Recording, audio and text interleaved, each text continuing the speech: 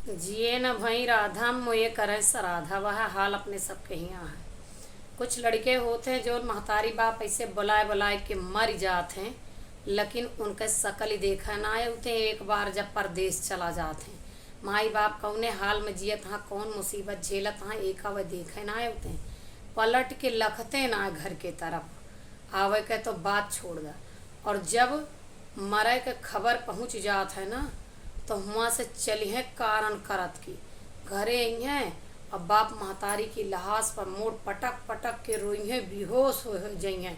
लोग पानी का छिट्टा मार मार उनका होश में लई हैं। यही का कहा था कि जब जियत रहें तो उनका एक लोटा पानी ना दिए आया, और मरे के बाद रोवत था का फायदा बा हैं। ऐसे औलाद का पैदा के कौनो फायदा ना ना, पाले कौनो फायदा ना ना। और सबसे ज़्यादा धिक्कार तो है ओकरी सफलता पर, ओकरी नौकरी पर, कि जेकरी कमाई में ओकर माई बाप 1 रुपया ना व्यापारी पाए और ना जाने कि ओकरी बेटवा के कमाई के का सुखा है।